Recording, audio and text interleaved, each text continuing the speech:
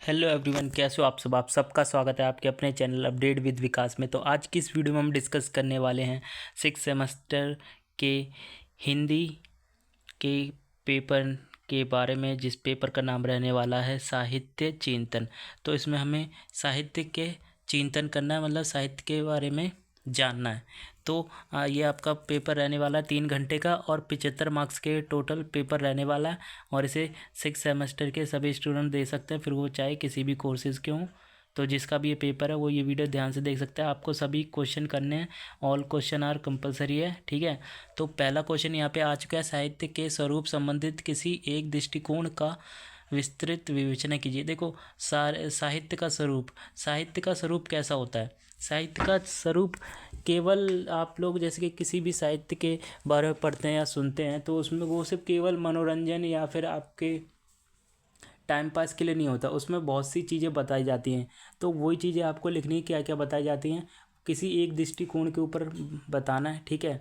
फिर वो आप क्या बोलते हैं कि आप किसी का साहित्य पढ़ते हैं तो उसके बारे में उसके उस टाइम पे जो राज्य और सामाजिक स्थिति थी वो उसके बारे में पता चलता है, आप उसके बारे में लिख सकते हैं, ठीक है। सपोज़ आपने कोई स्टोरी या कुछ पढ़े साहित्य, बहुत पुराना साहित्य पढ़ा है, तो उस समय उस साहित्य में क्या चल रहा था उसके बारे में आप दृष्टिकोण लिख सकते हैं कि कैसा राज्यपाट था, प्लस सामाजिक स्थिति कैसी थी वो लिख सकते हैं। इसके बाद अथवा में इसके दिया हुआ साहित्य और समाज में पारंपरिक संबंध पर विवेचना कीजिए। देखिए, साहित्य और समाज में पारंपरिक संबंध है कि नहीं उस पर आपको बताना है, ठीक है तो क्यों है, नहीं है तो क्यों नहीं है।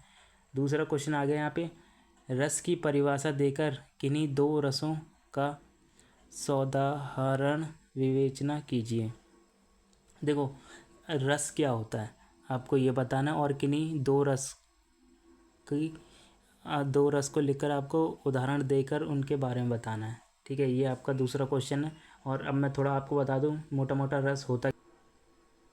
तो इस क्वेश्चन का आप आंसर बहुत ही अच्छे से लिख सकते हैं। देखो, सबसे पहले आप रस की परिभाषा देखें तो किसी भी कविता, काव्य या किसी भी चीज़ को जब पढ़ते हैं हम पढ़ते हैं तो हमें उसमें थोड़ा इंटरेस्ट आने लगता है, तो इंटरेस्ट आने लगता है और हमें उसे और पढ़ने का मन करता है। तो जो हमारे अंदर इंटरेस्ट आता है, जो उसे पढ़ने की भूमिका उत्पन्न होती है, उसी को ही हम रस बोलते हैं, ठीक है।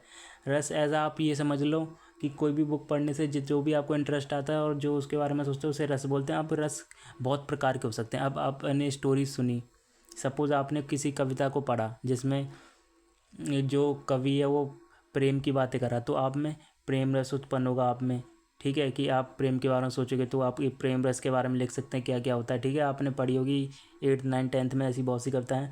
और अगर किसी की आप वीर गाथा सुनते हो तो उसमें आपको वीर रस की अनुभूति होती है, तो आप वीर रस लिख सकते हो। ये आपका क्वेश्चन हो जाएगा। इसको थोड़ा बड़ा बड़ा कर लिख देना और 3-4 लेखकों की नाम भी लिख देना और उन्होंने क्या क्या रचना लिखी वो भी लिख देना। ये आपका 15 नंबर कन्फर्म हो जाएगा। इसके बाद चलते हैं तीसरे क्वेश्चन पे। तीसरे नहीं, इसका ही अथवा है, रस के स्वरूप पर प्रकाश डालिए।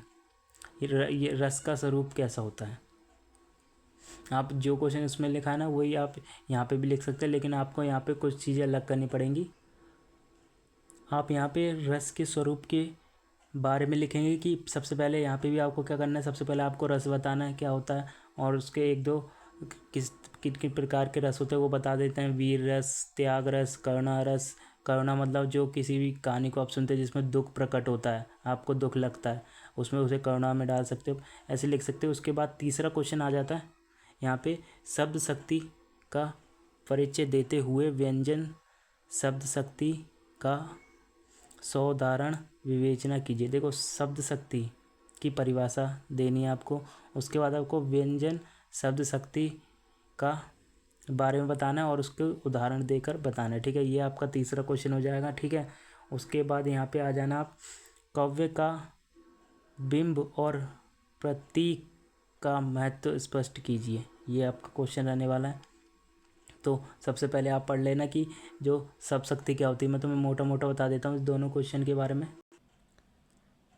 देखो, जो शब्द शक्ति होती है ना वो हिंदी व्याकरण में, देखो कोई भी अगर शब्द होता है उसके बारे में उस शब्द का क्या मतलब है और कैसा है वो बताती है, ठीक है। सब शक्ति कि उससे क्या मतलब निकल रहा है वो बताती है। और ये सब शक्ति आपकी अभिधा होती है, ठीक है। 3 प्रकार की होती है, पहली अभिधा होती है, दूसरी व्यंजना होती है, तीसरी आपकी एक और होती है, ध्यान नहीं आ रही, लेकिन यहाँ पे व्यंजना शब्द शक्ति के बारे में पूछा है।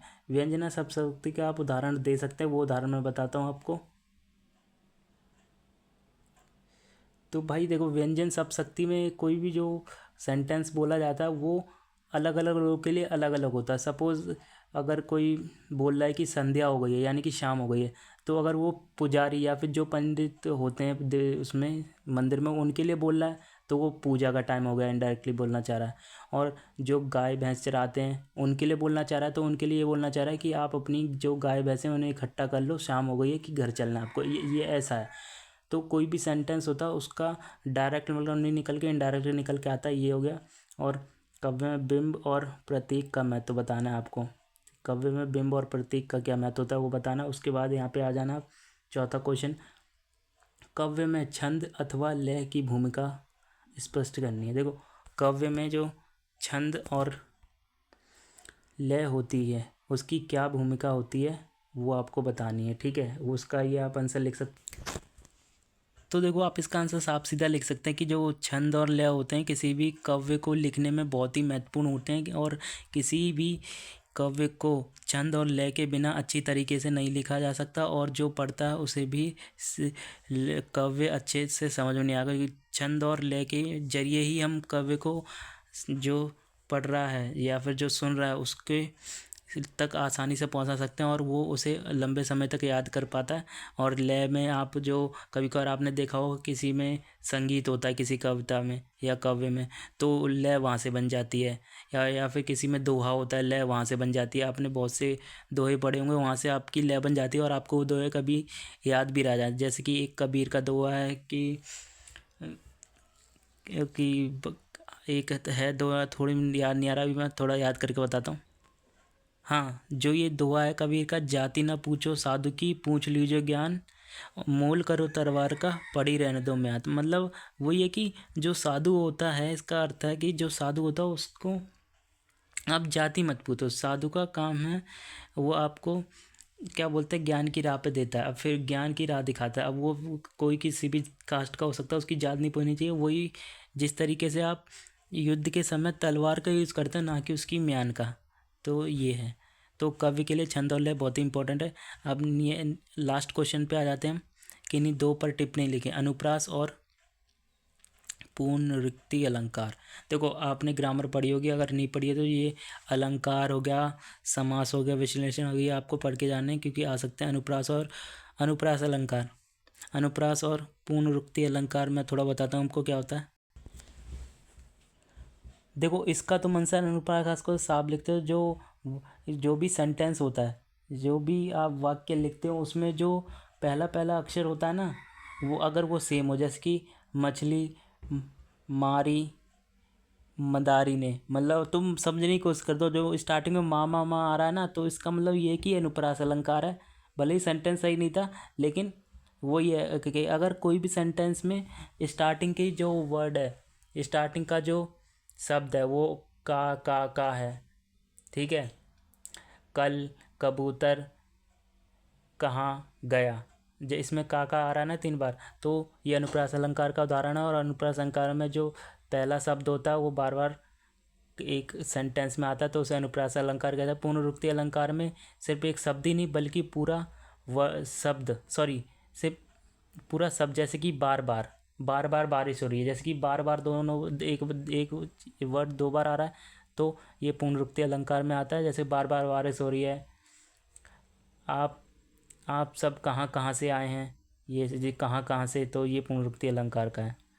फैटसी फैटसी के बारे में लिखना है आपको। मिथक के बारे में लिखना है तीसरा। और ये चौथा आ गया साहित्य का प्रयोजन, इसके बारे में लिखना है। तो ये आपका क्वेश्चन पेपर रहने वाला है। तो कैसी लगी वीडियो एक्सप्लेनेशन? अगर वीडियो अच्छी लगी तो चैनल सब्सक्राइब करें, वीडियो लाइक करें, और वीडियो को जितना हो सके उतना शेयर करें। Thank you.